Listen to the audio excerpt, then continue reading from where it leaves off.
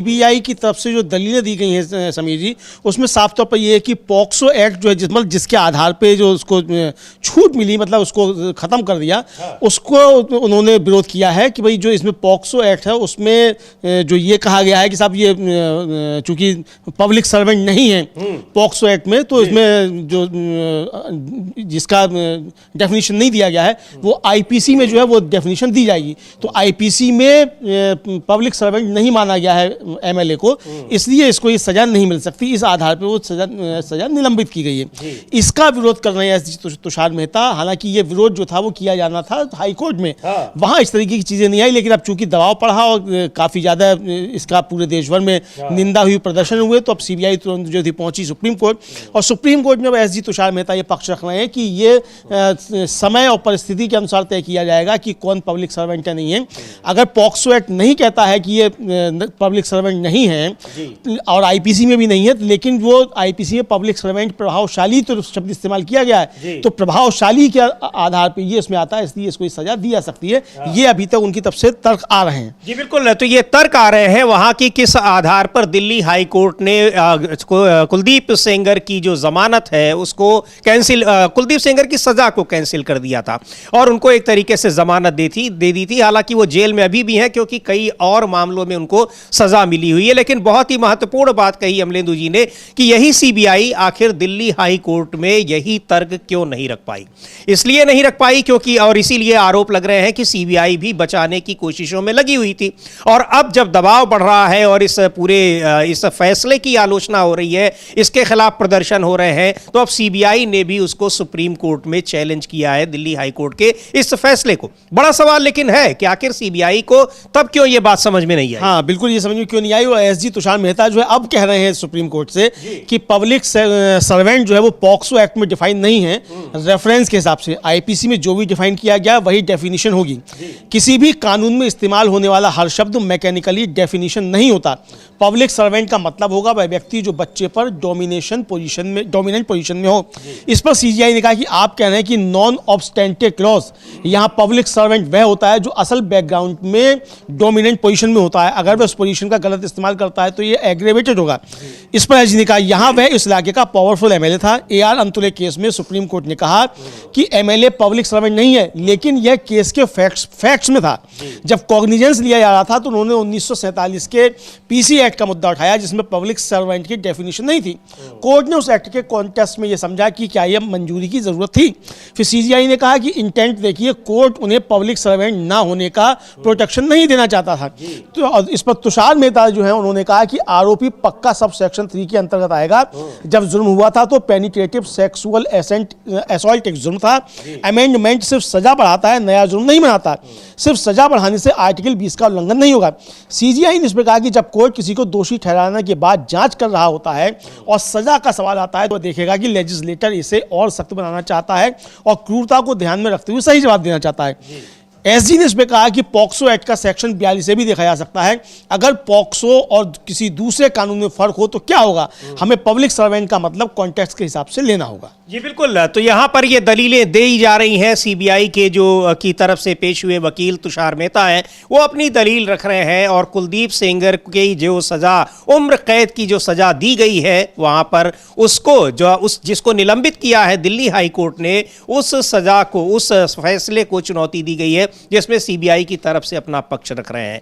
और इसको लेकर जबरदस्त इस समय एक उबाल है, नाराजगी है, लोगों में गुस्सा है कि किस तरीके से दिल्ली हाई कोर्ट ने सजा पाए हुए एक व्यक्ति की सजा को निलंबित कर दिया।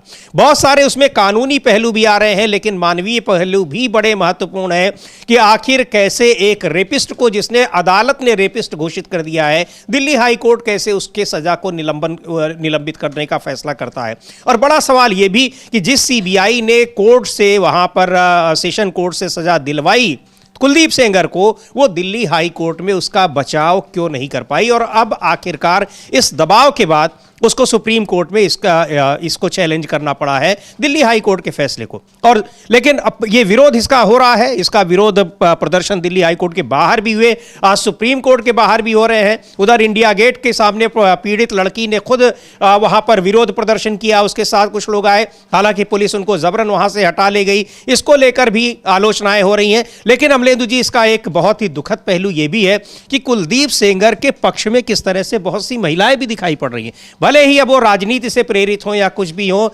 लेकिन ये राजनीति का एक बहुत ही विद्रूप चेहरा दिखाई पड़ रहा है। ये राजनीति का विद्रूप चेहरा दिखाई पड़ रहा है समीर जी, और ये दिखाई पड़ रहा है कि भारतीय जनता पार्टी कितने नीचे स्तर तक जा सकती है। यानी आप एक यौन अपराधी और जो हत्यारा भी है, आप उसके समर्थन में आप प्रदर्शन कर रहे हैं और जो सजा की मांग कर रहे हैं उनके खिलाफ आप नारे लगा रहे हैं जी। इतने स्तर तक गिर जाएंगे और एकदम नारा लगाएंगे प्रधानमंत्री की बेटी बचाओ बेटी पढ़ाओ।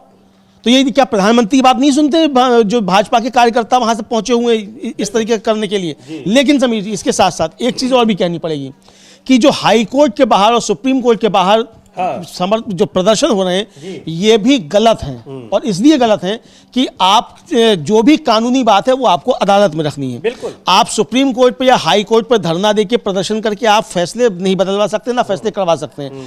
कल को अगर इसी दबाव में फैसले होने लग जाएं तो फिर तो दूसरा कोई भी लेके चला जाएगा। भाई आप गए हैं, कल को कुलदीप सेंगर अपने समर्थकों को लेके आ जाएगा, फिर वो दबाव बनाएगा। तो ये चीजें भी ठीक नहीं है। जो कानूनी लड़ाई है वो कानूनी तौर पर ही लड़ी जानी चाहिए।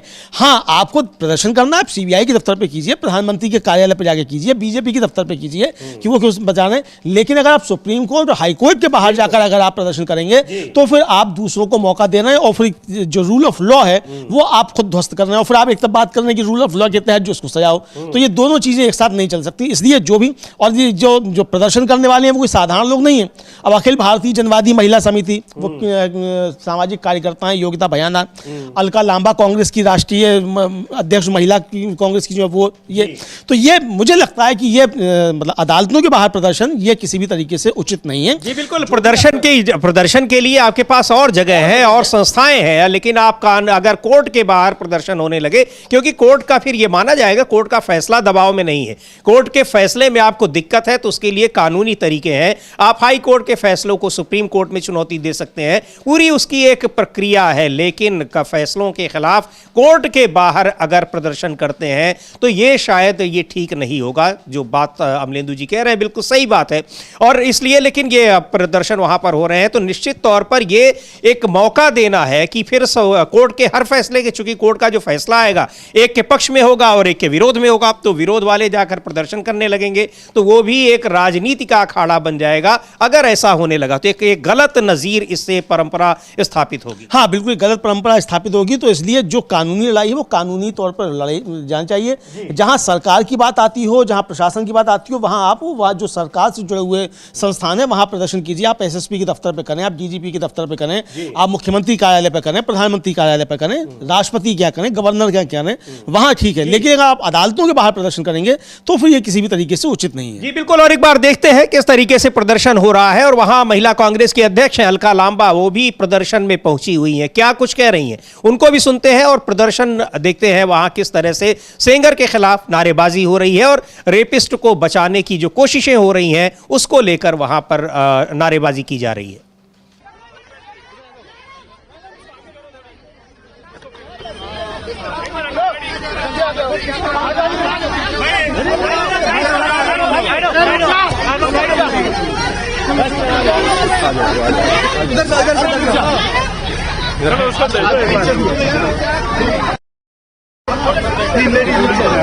नहीं है, रुको रुको रुको रुको रुको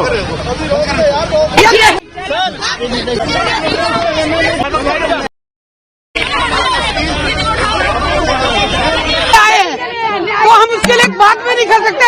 हमने नारेबाजी कर दिया। ये देखिए कैसे खींचा जा रहा है, कैसे मारा जा रहा है। ये हम एक बेटी जिसको कुलदीप सेंगर को क्यों नहीं पकड़ती? कुलदीप सेंगर को क्यों नहीं पकड़ी? इनको बोलो। अरे मैं दिल्ली प्रदेश की अध्यक्ष हूँ महिला कांग्रेस की। मैं ये पूछना चाहती हूँ, ये पुलिस कुलदीप संघवी को क्यों नहीं पकड़ रही? आपकी बहन बेटी होगी ना वो, आप छोड़िए। महिला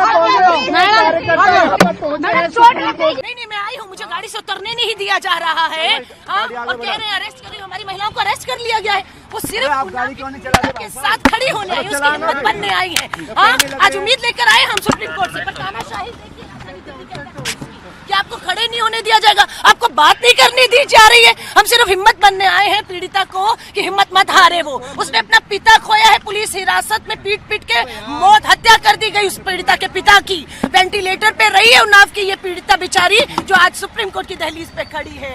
हाँ, न्याय मांगने आई है। मत करिए, मैं लोगों को कहूंगी बहुत अन्याय, बहुत अत्याचार हो रहा है, मत करो ऐसा, बेटियों को न्याय दो।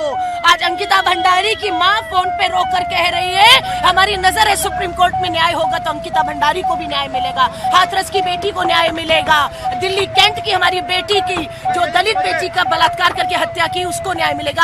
आज सबकी नजर सुप्रीम कोर्ट पे। पर पुलिस देखिए किस तरीके से तानाशाही करके हमारे, आप दिखाइए किस तरह से गाड़ी को लगातार हमारे जो है घेरा गया है, पुलिस छावनी बना दी गई, हमारे गाड़ी के नंबर नोट किए जा रहे हैं। अब देखिए ये सुप्रीम कोर्ट के बाहर वकीलों की गाड़ियां लगती आई, आधिकारिक रूप से लगती हैं।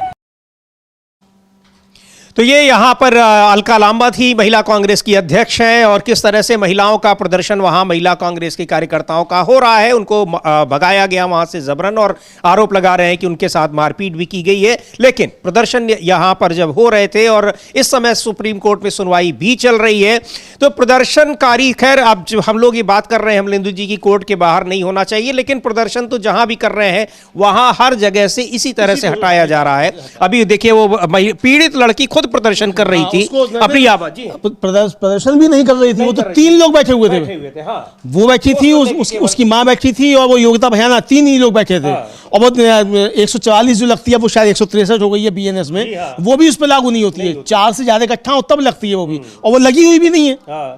तब भी मतलब फिर भी उसको भगा नहीं दिया गया, डंडा डोली करके उठाया गया बहुत बेरहमी के साथ। भाई आखिर क्या कसूर है उसका, वहां से आपने क्यों इस तरीके से उठाया, इसका कोई जवाब नहीं है। सिर्फ यह कि सेंगर के खिलाफ मामला नहीं होने पाए। लेकिन सुप्रीम कोर्ट ने, अभी ये खबर आ रही है, ब्रेकिंग खबर आ रही है कि सुप्रीम कोर्ट ने कुलदीप सिंह सेंगर को इस मामले में जो है उसको नोटिस इशू कर दिया है, और हाई कोर्ट के आदेश पर रोक लगा दी है सुप्रीम कोर्ट ने। यह अभी की समय बड़ी खबर आ रही है। ये बड़ी खबर है कि सुप्रीम कोर्ट ने दिल्ली हाई कोर्ट के उस आदेश पर रोक लगा दी है जिसमें कुलदीप सेंगर की सजा को, उम्र कैद की सजा को निलंबित किया था। तो ये बड़ी खबर है, और इसको, इस दिल्ली हाई कोर्ट के फैसले को चुनौती दी है सुप्रीम कोर्ट में सीबीआई ने। चूंकि सीबीआई इसमें कुलदीप सेंगर के खिलाफ ये मामला उसको ले रही थी, सीबीआई ने पूरे मामले की जांच की थी, और अब सुप्रीम कोर्ट ने दिल्ली हाई कोर्ट की उस खबर पर स्टे लगा दिया है, रोक लगा दी है। तो ये बड़ी खबर है, लेकिन इसको लेकर सीबीआई पर भी कई सवाल उठ रहे हैं कि आखिर यही उसने अपना जो प्रतिरोध है वो उसने वहां पर क्यों नहीं दर्ज कराया दिल्ली हाई कोर्ट में। अब कुलदीप सेंगर को भी नोटिस जारी किया गया है, 4 हफ्ते का टाइम दिया गया है, पर सबसे बड़े सवाल सीबीआई पर उठ रहे हैं अमलेंदु जी। वही बात जो शुरू में आपने कही कि आखिर दिल्ली हाई कोर्ट जब ये फैसला सुना रही थी, वहां जब ये इस पर बहस चल रही थी, तब सीबीआई ने इस पर अपना विरोध क्यों नहीं दर्ज कराया? बिल्कुल उसी समय सीबीआई को अपना विरोध दर्ज कराना चाहिए था। तो इतना जो पूरा एक तरीके से कार्य चाउस जो पैदा हुआ समीर जी,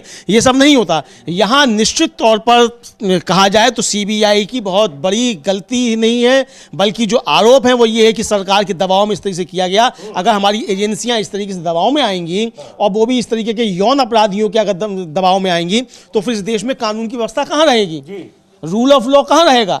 ये एक बड़ा सवाल है। मुझे लगता है कि सुप्रीम कोर्ट ने एक बड़ा बेहतरीन इस समय कदम उठाया है।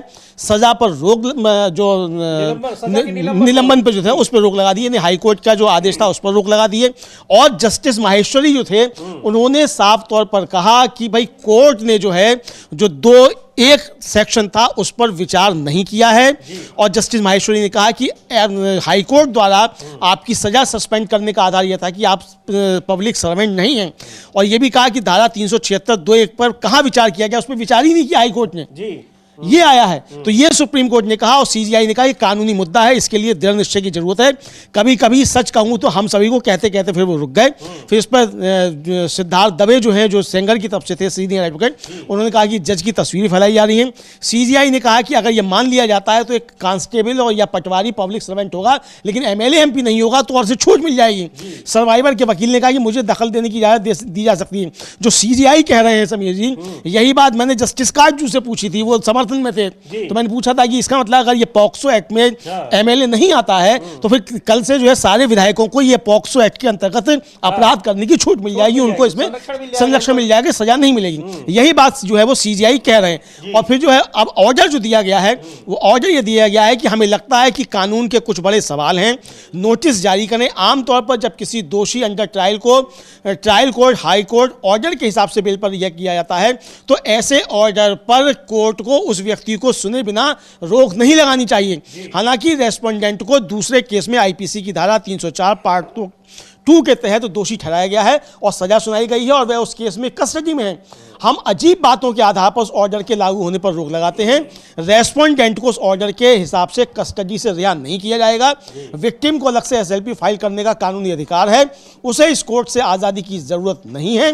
अगर उसे फ्री लीगल एड चाहिए तो SC legal service committee free legal aid देगी, वह अपने वकील के जरिए भी इस पर अपनी अपील फाइल कर सकती है। जी बिल्कुल, तो ये बहुत बड़ी खबर है, बड़ा झटका है कुलदीप सेंगर के लिए भी, दिल्ली हाई कोर्ट को भी बड़ा झटका है और देखा जाए तो अमलेंदु जी सीबीआई को भी बड़ा झटका है और राहत मिली है वहां पर किस तरीके से जो पीड़ित लड़की है, जिसके जो एक लगातार इसको लेकर सवाल उठा रही थी कि आखिर उसको कैसे न्याय मिलेगा, लेकिन एक बड़ी राहत मिली है सुप्रीम कोर्ट से और दिल्ली हाई कोर्ट के उस फैसले को भी रोक लगा दी है सुप्रीम कोर्ट ने, जिसमें कुलदीप सेंगर को राहत दी गई थी। यानी उनकी उम्र कैद की सजा, जो रेप के मामले में उनको उम्र कैद की सजा मिली हुई थी, उसको निलंबित कर दिया था। निलंबित करने का मतलब था कि उनकी जमानत मिल जाती और वो बाहर आ जाते। और कहा यह जा रहा है कि ये जानबूझकर एक बड़ी साजिश के तहत कुलदीप सेंगर को जेल से बाहर निकालने की ये कोशिश थी और वो दिल्ली हाई कोर्ट के उस फैसले से कामयाब होती दिखाई पड़ रही थी। हाँ बिल्कुल, दिल्ली हाई कोर्ट के उस फैसले से कामयाब होती दिखाई पड़ रही थी। कहा यह जा रहा था चूंकि उत्तर प्रदेश में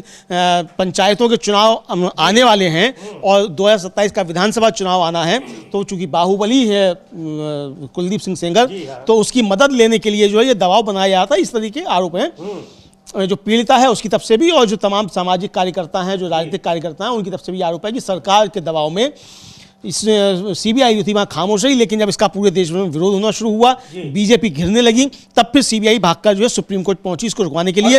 ये दलीलें हाई कोर्ट में भी दी जा सकती थी और जस्टिस माहेश्वरी कह रहे हैं कि जो 2-1 है उस पर हाई कोर्ट ने विचार नहीं किया, 376 जो है उस पर हाई कोर्ट ने विचार नहीं किया। तो केवल आपको राहत इस बात पर मिली कि आप पब्लिक सर्वेंट नहीं है, तो इसलिए इस पर विचार नहीं किया जा सकता और इसलिए हम इसके हाई कोर्ट के ऑर्डर पर रोक लगाते हैं। और ये अमलेंदु जी इतना इसके चर्चित मामला था और ये बिल्कुल फिल्मी कहानी की तरह था कि एक गरीब और पीड़ित लड़की किस तरीके से न्याय के लिए संघर्ष कर रही है और उसकी लड़ाई जो है वो एक वहां पर एमएलए और बहुत रसूखदार व्यक्ति से होती है।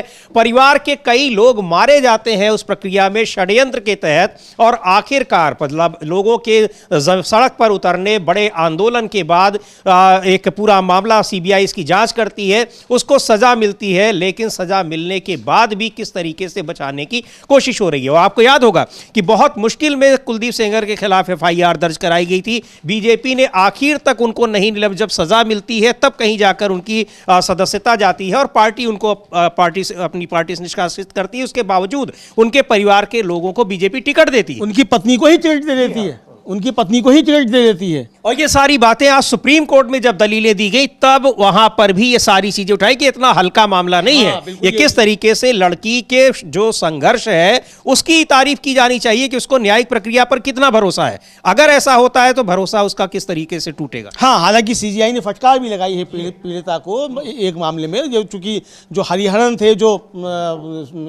मतलब इनकी तरफ से थे, सेंगर की तरफ से, उन्होंने कहा कि उन्हें जजों के खिलाफ बयान देने से बचना चाहिए। वे नेशनल टेलीविजन पर ऐसा कर रहे हैं ये अवमानना जैसा है। सीजीआई ने कहा कि हम कोई बड़ी बात नहीं कर रहे हैं, हम जानते हैं कि लोग पॉलिटिकल फायदा उठाने की कोशिश कर रहे हैं, किसी को इसकी परवाह नहीं करनी चाहिए, ये पहले सीजीआई ने कहा।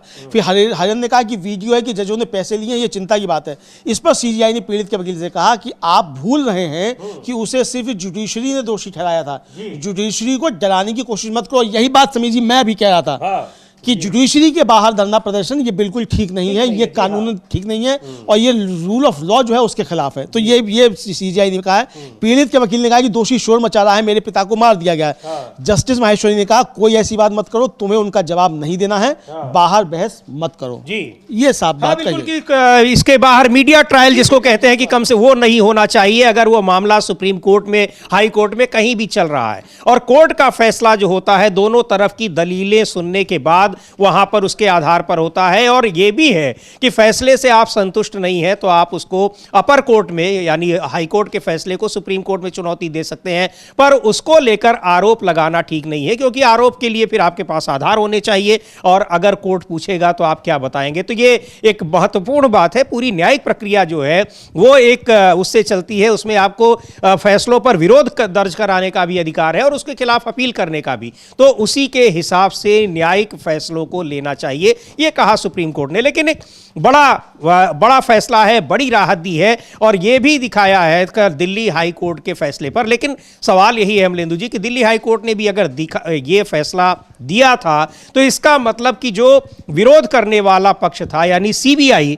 उसने उस तरीके से विरोध नहीं किया। यही तुषार मेहता अगर ये सारी बातें उस समय रखते तो ऐसा लगता नहीं है कि दिल्ली हाई कोर्ट उन चीजों को इग्नोर कर देता। हाँ बिल्कुल इग्नोर नहीं होता समीर जी। यही बात मैंने शुरू में भी कही थी कि जो तर्क आप आज देने के लिए पहुंचे हैं सुप्रीम कोर्ट में, ये तर्क आप वहां भी दे सकते थे, हाई कोर्ट में भी दे सकते थे, लेकिन वहां जो है वो नहीं दिया गया।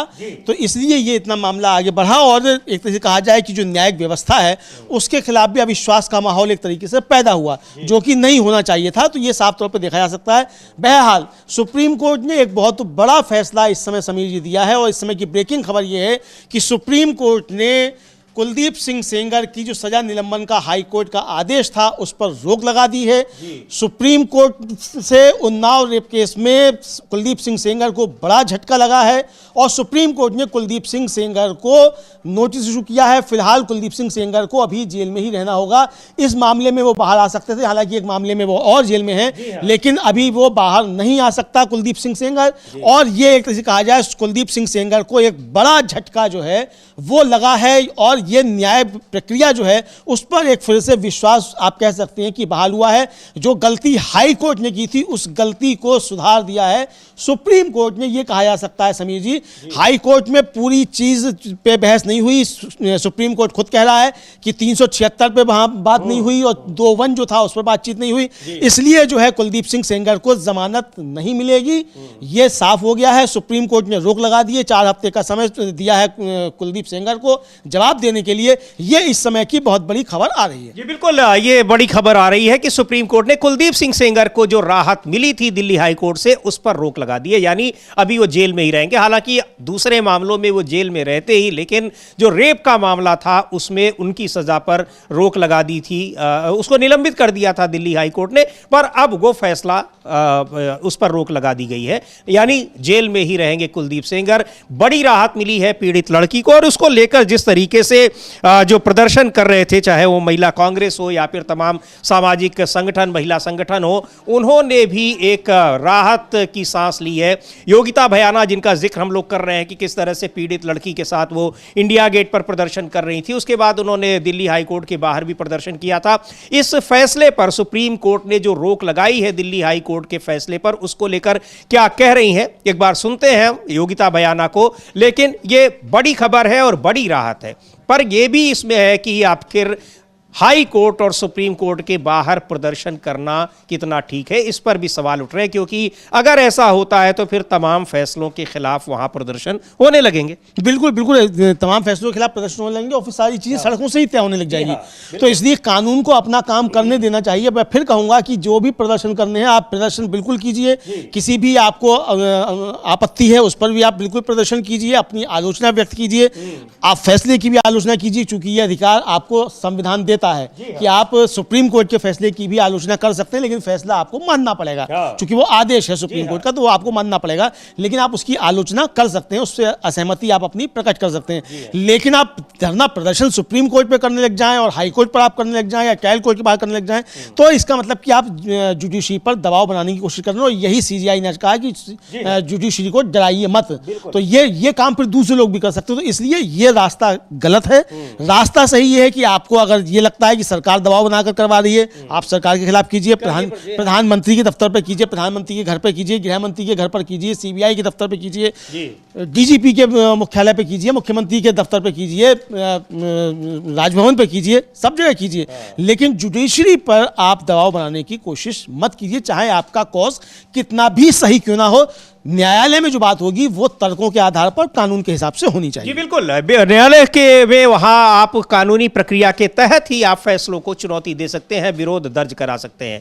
बहरहाल अब 4 हफ्ते का समय दिया गया है, उसके बाद फिर सुनवाई होगी, नोटिस जारी किया गया है जब वो अपनी बात वहां रखेंगे। लेकिन क्या कुछ कहा है इस सुप्रीम कोर्ट ने जो राहत दी है, और उसको लेकर योगिता भयाना ने, जो महिला कार्यकर्ता हैं, सुनते हैं उनको क्या कह रही हैं। This, I think it's a good sign, और मुझे लग रहा है कि अभी they have verbally announced it and they will be legally announcing it, whatever it is. But however, it's a good sign.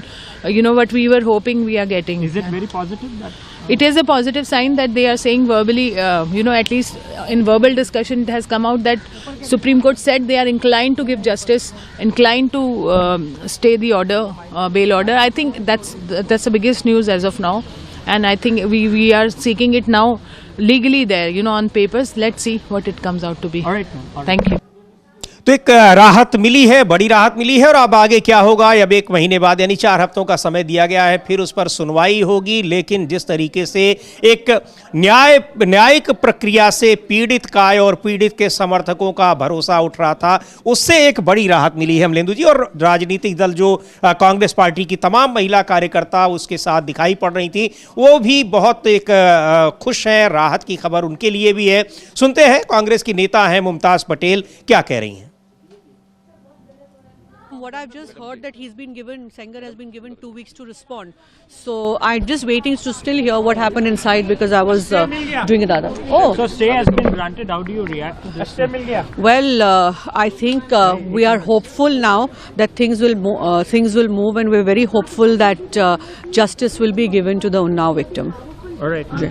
Hindi में बता दें कि जिस प्रकार से कोर्ट ने स्टे दे दिया उसको लेकर क्या उम्मीद की किरण, और हम चाहते हैं कि इस बच्ची को न्याय मिले, और अब लगता है कि उस राह में हम आगे बढ़ रहे हैं। दोबारा से कुलदीप को वापस से जेल भेज देना चाहिए या क्या कुछ आपकी प्रतिक्रिया है? फांसी की सजा मिलनी चाहिए एक बलात्कारी को, ना ही कुलदीप सेंगर बट आगे भी पिछले केसेस में भी जो भी एक नया लॉ आना चाहिए जिसमें बलात्कारियों को कैपिटल पनिशमेंट मिलना चाहिए।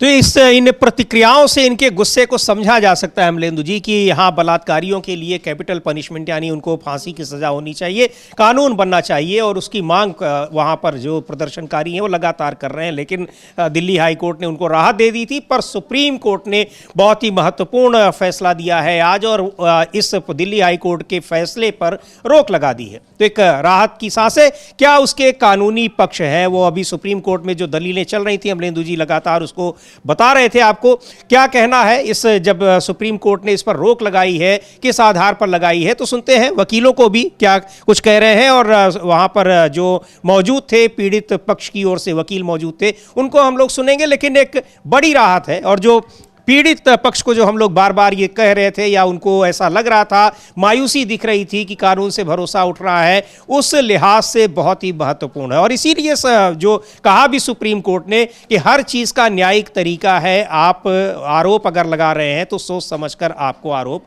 लगाने चाहिए। चूंकि हाई कोर्ट के जिन जजों ने ये फैसला सुनाया था उनके खिलाफ पीड़ित पक्ष की ओर से बहुत सारे आरोप लग रहे थे। हाँ, पीड़ित पक्ष से बहुत आरोप लग रहे थे, और सीधा सीधा ये तक कहा गया, जो कहा भी सेंगर के वकील ने कि साहब जजों ने पैसे ले लिए। भाई हर मामले में ऐसे आरोप लगाना ठीक नहीं है। बात यह कि सीबीआई ने वहां बात क्यों नहीं रखी बिल्कुल जो बात सीबीआई यहां रख रही है, तो यहां दोष किसका है? भाई जब बहस ही नहीं की जाएगी, और पीड़िता का खुद का बयान भी कि पूरी बहस अंग्रेजी में हुई, मुझे मालूम ही नहीं पड़ा क्या हुआ। तो सीबीआई ने भी कहा वो आपको मालूम नहीं पड़ा, तो सीधे सीधे ये कहना है कि साहब जज ने पैसे ले लिए, ये बातें भी ठीक नहीं है किसी तरीके से। निश्चित तौर पर हाँ, ये बिल्कुल सही है कि सीबीआई ने काम नहीं किया, उसका खमियाजा था वो भुगतना पड़ा, ये साफ तौर पर समझा सकता। तो इसलिए इसके खिलाफ अब वो बातें सब समीर जी सामने आ रही हैं। जी बिल्कुल, तो सुनते हैं पीड़ित पक्ष के जो वकील हैं वो क्या कह रहे हैं, जो सुप्रीम कोर्ट ने क्या कुछ कहा है उसको वो कानूनी भाषा में बता रहे हैं। सुनते हैं उनको। सुप्रीम कोर्ट को धन्यवाद, देश की न्यायपालिका को धन्यवाद। विक्टिम परिवार को पूरा ये आशंका है कि अगर अपराधी कहीं से भी छूट जाएगा, उसका गिरोह तुरंत सक्रिय हो जाएगा और अलग तरीके से उसका मोटिवेशन जो बढ़ेगा, उसके गिरोह के लोगों का बढ़ेगा। जो बचे खुचे परिवार के लोग हैं उसको भी मार और मिटा दिया जाएगा। विक्टिम के चाचा हैं, किस प्रकार के? विक्टिम के चाचा का मैं वकील हूँ। उनके ऊपर और भी उनके प्रॉपर्टी को बर्बाद करने के लिए, उनके चीज़ों को तरीके के ख़त्म करने के लिए, फाइनेंशियली कम तो बैकबोन को तोड़ने के लिए ये दबाव बना था। अभी भी उनके परिवार पे उनका जो माइनर बच्चा है जिसकी आइडेंटिटी डिस्क्लोज नहीं कर सकती है, उसको स्कूल से निकाल दिया जा रहा है, उसके स्कूल में रजिस्ट्रेशन नहीं हो रहा है। ये आपने मेंशन किया था कोर्ट में? ये कोर्ट में ये सेपरेट मैटर है, उसके लिए हम लोग जो प्रोसीजर है वो लोग हम स्टार्ट कर रहे हैं एज सुन एज। तो ये हेमंत कुमार मौर्य है, वकील हैं, और ये पीड़ित पक्ष की ओर से वकील बता रहे हैं कि क्या कुछ हुआ और वही सारी चीज़ें कि कितनी विषम परिस्थितियों में ये केस लड़के इस अंजाम तक उसको पहुंचाया। लेकिन जब दिल्ली हाई कोर्ट ने सजा को निलंबित कर दिया था तो फिर बड़ी मायूसी हुई, लेकिन बड़ी राहत की खबर है कि सुप्रीम कोर्ट ने उस फैसले को अब उस पर रोक लगा दी है। 4 हफ्ते का समय दिया गया है, नोटिस दिया गया है। 4 हफ्ते के बाद यानी 1 महीने के बाद फिर इस पर सुनवाई होगी। अमलेंदु जी, हाँ, 1 महीने बाद इस पर फिर सुनवाई होगी और फिर उसके बाद तय किया जाएगा कि क्या होना है क्या नहीं होना है। और जो लग रहा है समीर जी, सुप्रीम कोर्ट ने जो आदेश दिया है उसमें सीधे सीधे सवाल पूछे हैं कि भाई हाई कोर्ट का आदेश जो है वो केवल एक पॉइंट पर है कि आप लोक सेवक नहीं हैं। जी हाँ, आप पब्लिक सर्वेंट नहीं है, केवल एक विषय पर है, बाकी उसमें किसी विषय पर विचार किया ही नहीं गया है। तो और एक इस बिंदु पर आपको इतने बड़े मुकदमे से उससे आपको संरक्षण मिल जाए, ये भले ही नहीं उसमें मेंशन है पब्लिक सर्वेंट आप है कि नहीं, ये मुद्दा ही नहीं है। हाँ बिल्कुल, ये मुद्दा ही नहीं है और इतने बड़े मामले में आपको इससे छूट नहीं मिल सकती। ये साफ तौर पर सुप्रीम कोर्ट का आदेश समझा जा सकता है कि ये कहा है कि इतने बड़े मामले में कि आप बाहर आ जाएं, ये आपको इस पर नहीं दिया सकता। केवल एक कानूनी लेकुना जो है उसके आधार पे, मतलब मेरिट पे है ही नहीं। और ये हाई कोर्ट ने अपने उस आदेश में भी लिखा कि हम मेरिट पर नहीं जा रहे हैं, हालांकि ये एक तरीके से मेरिट ही तय कर दी। जब आपने ये कह दिया कि ये जनसेवक नहीं है तो ये मेरिट ही आपने तय कर दी, लेकिन फिर भी ये जोड़ा है हाई कोर्ट ने कि हम मेरिट पर नहीं जा रहे हैं। तो इसका मतलब मेरिट पर आपको ये राहत मिली ही नहीं है, एक लेकुना पर आपको राहत मिली कि आप पब्लिक सर्वेंट नहीं हैं पोक्सो एक्ट के तहत, लेकिन आप करप्शन एक्ट के तहत हैं। और जो AR अंतुले का मामला है उसमें जो केस है उस केस के संबंध में वो बात आई है। इसी तरीके से तो इसलिए आप पब्लिक सर्वेंट हैं या नहीं, और उसको CGI ने स्पष्ट भी किया कि पब्लिक सर्वेंट का मतलब कि आप चीज को प्रभावित कर सकते हैं, ये है। जी बिल्कुल, तो ये बड़ी खबर है कि सुप्रीम कोर्ट ने कुलदीप सेंगर मामले में दिल्ली हाई कोर्ट के फैसले पर रोक लगा दी है। दिल्ली हाई कोर्ट ने रेप के मामले में जो उम्र कैद की सजा मिली है कुलदीप सेंगर को, उसको निलंबित कर दिया था, जिसको CBI ने सुप्रीम कोर्ट में चुनौती दी थी। उसको लेकर काफी महिला संगठनों के विरोध प्रदर्शन हो रहे थे। पीड़ित लड़की खुद अब न्याय की मांग कर रही थी और इसके अलावा महिला कांग्रेस के कार्यकर्ता भी सड़कों पर उतरकर प्रदर्शन कर रहे थे। लेकिन अब एक बड़ी राहत मिली है और एक 4 हफ्ते का समय दिया हुआ है। तो सुप्रीम कोर्ट से एक ये बड़ी खबर है और एक और बड़ी महत्वपूर्ण आज सुनवाई हो रही है। वो सुनवाई भी शुरू हो गई है अमलेंदु जी, अरावली के मामले पर। अरावली पहाड़ियों को जिस तरह से खनन के लिए पूरा खुला छोड़ने की कोशिश हो रही थी सरकार की, तो उसमें जो तो उसकी अरावली की जो परिभाषा है कि अरावली किसको माना जाएगा, 100 मीटर की रेंज के ऊपर को पहाड़ का हिस्सा माना जाएगा, उसको लेकर सुप्रीम कोर्ट में स्वतः संज्ञान लिया सुप्रीम कोर्ट ने और उस पर सुनवाई इस समय चल रही है। क्या कुछ होता है उस पर भी अब आपको बताएंगे, क्या वहां पर इसके पक्ष में और विरोध में दलीलें दी जा रही हैं। लेकिन लौटते हैं उस खबर पर भी जो बहुत ही महत्वपूर्ण खबर है, SIR को लेकर। चुनाव आयोग SIR के नाम पर क्या कुछ कर रहा है। पश्चिम बंगाल में वहां के सिविल सर्विसेज जो अधिकारी हैं, सिविल सर्वेंट्स हैं, उनका एसोसिएशन है, उसने बहुत गंभीर आरोप लगाए हैं और कहा है कि यहां मतदाता सूची से जो नाम हटाए जाने की जो प्रक्रिया होती है ERO तय करता है, यानी इलेक्टर रजिस्ट्रेशन ऑफिसर, वो इस पूरी प्रक्रिया से बाहर रखा गया है। पहले से ही सूची दे दी जाती है कि किसके नाम हटाने हैं। और ईआरओ की कोई भूमिका ही उसमें नहीं है। उसको लेकर और भी कई नए खुलासे हो रहे हैं। अब चुनाव आयोग उस पर बैकफुट पर आया है, उसने कुछ सफाई दी है, लेकिन यह साफ पता लग रहा है कि एसआईआर के नाम पर चुनाव आयोग क्या कर रहा है। विपक्ष के जो आरोप हैं वो कई इसी तरह के कई मामलों में बिल्कुल पुख्ता साबित होते दिखाई पड़ रहे हैं। हाँ बिल्कुल, ये पुख्ता साबित होते दिखाई पड़ रहे हैं समीर जी। और सबसे बड़ी बात यह है कि कल हम लोगों ने चर्चा की थी समीर जी, और कल हम लोगों ने बताया था कि किस तरीके से द रिपोर्टर्स कलेक्टिव है उसकी रिपोर्ट आई है कि चुनाव आयोग ने जो उसका अपना सॉफ्टवेयर था, जिसको उसने सुप्रीम कोर्ट में कहा था कि उसमें खामियां हैं और उसका इस्तेमाल हम 2023 से नहीं कर रहे हैं, डी डुप्लीकेशन सॉफ्टवेयर जो डुप्लीकेट नामों को अपने आप काट देता था, और उसके बाद चुपचाप 8 दिन बाद वो एसआईआर में सॉफ्टवेयर लागू कर दिया गया। अब इसका सबसे बड़ा नुकसान जो है वो पश्चिम बंगाल में देखने को मिला, और पश्चिम बंगाल में जो था वहाँ कल तृणमूल कांग्रेस ने अपनी आपत्ति भी दर्ज कराई इसको लेकर कि आप डी डुप्लीकेशन सॉफ्टवेयर के जरिए आपने वैध मतदाताओं के नाम काट दिए हैं और आप नोटिस इशू कर रहे हैं। और हम लोगों ने जब इसको ब्रेकिंग किया उसके बाद, और टीएमसी का जब वह हुआ तो उसके बाद फिर चुनाव आयोग हरकत में आया, और कल हालांकि रविवार था समीर जी, उसके बाद जो है वो रविवार को ही फैसला लिया गया। और ये फैसला ये लिया गया, मतलब ये खबर का असर जो है, जो लोग कहते हैं ना कि जब खबर पे क्या होता है, खबर का कोई असर नहीं होता है, खबर का यही असर होता है, खबर का यही असर होता है। इसीलिए हम लोग चर्चा करते हैं तमाम खबरों को।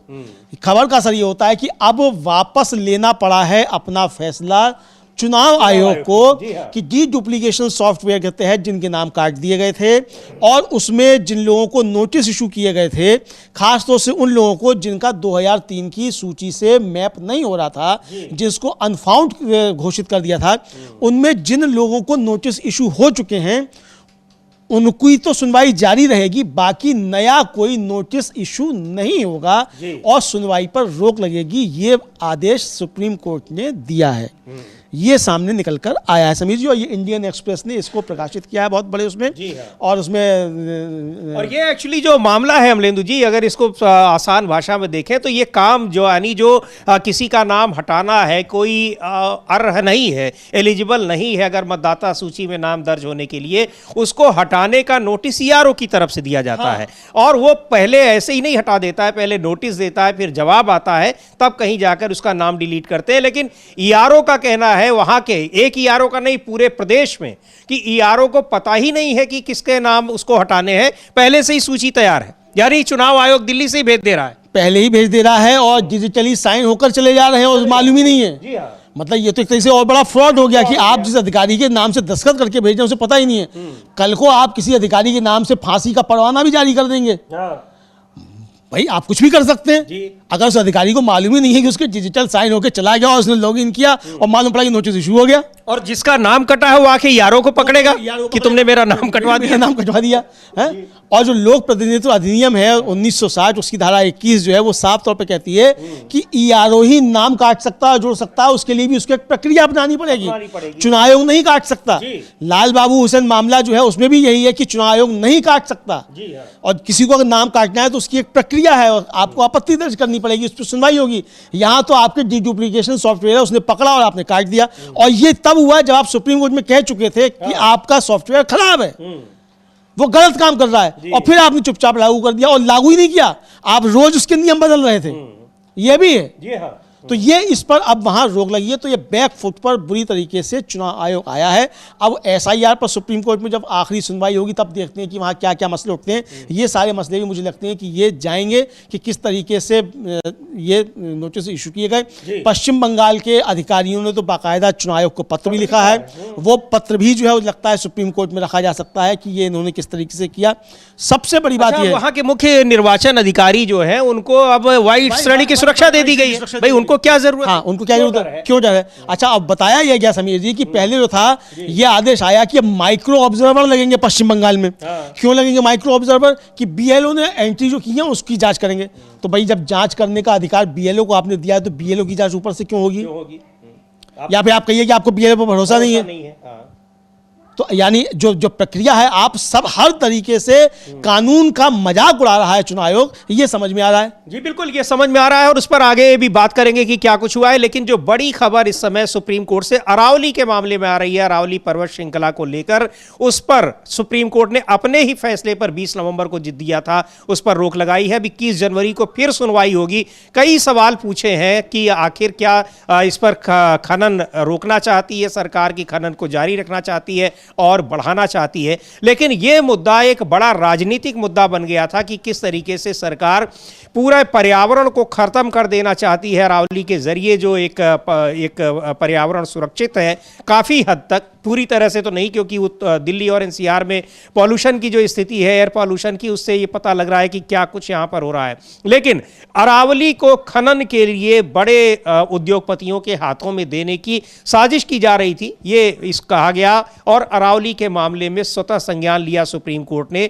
तो उसकी जो एक परिभाषा है कि अरावली पर्वत श्रृंखला चूंकि बहुत पुरानी पर्वत श्रृंखला है और काफी कुछ घिस गई है, कई जगहों पर पता ही नहीं लगता कि यह पहाड़ है या नहीं है, तो उसकी एक परिभाषा तय की गई थी। 100 मीटर की ऊंचाई तक जो पर्वत की स्थिति होगी उसको माना जाएगा अरावली। अब अपने उसी फैसले को सुप्रीम कोर्ट ने रोक उस पर लगा दी है, अगली सुनवाई 21 जनवरी को होगी।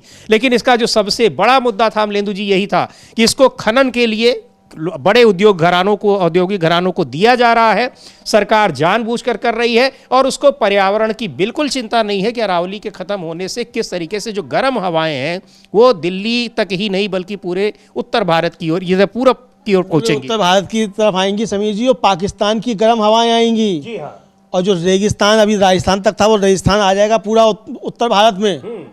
यहाँ तो सब बन जाएगा अगर ये पहाड़ियाँ अरावली की नहीं होंगी। और फिर जो बाद में जारी किया था अपना संशोधित आदेश सरकार ने, उसमें ये नहीं कहा था कि उसने कि 100 मीटर की जो उसकी डेफिनेशन है उसको वो अस्वीकार कर रही है जी। ये कहा था कि आगे हम कोई जो है वो नहीं करेंगे और आगे खनन के पट्टे नहीं दिए जाएंगे, और जो मतलब परिभाषा उसके अंदर, यानी ये फिर उसमें मतलब एक तरह से कहा जाए, सुप्रीम को चीफ जस्टिस CJI ने कहा है कि आप खनन को के बारे में स्पष्ट रूप से बताएं क्या आप चाह रहे हैं, क्या कर रहे हैं। हाँ, क्या कर रहे हैं, और ये आपका जो इसका जो परिभाषा है वो परिभाषा में बताइए फिर से खनन के बारे में और पहाड़ियों की ऊंचाई के बारे में, और इसका क्या जियोलॉजिकल असर पड़ेगा, ये भी कहा CJI ने कि क्या इसका जियोलॉजिकल असर पड़ेगा। तो ये एक बड़ा सेटबैक जो है ये सरकार के लिए समझा जा सकता है, और उस सरकार के लिए जो प्रधानमंत्री बात करते हैं कि पर्यावरण के मामले में भारत जो है बहुत सचेत है और पूरी दुनिया को जाकर बताते हैं कि हम पर्यावरण पर बड़ा काम कर रहे हैं, तो ये एक बड़ी तरीके से देखा जाए सुप्रीम कोर्ट की तरफ से एक बड़ा सेटबैक सरकार को लगा है कि उसकी जो 100 मीटर की डेफिनेशन थी अरावली पहाड़ियों की, उसके खिलाफ जो है ये सुप्रीम कोर्ट का आदेश आया है। अपने ही आदेश पर उसने रोक लगाई है और 21 जनवरी को इस पर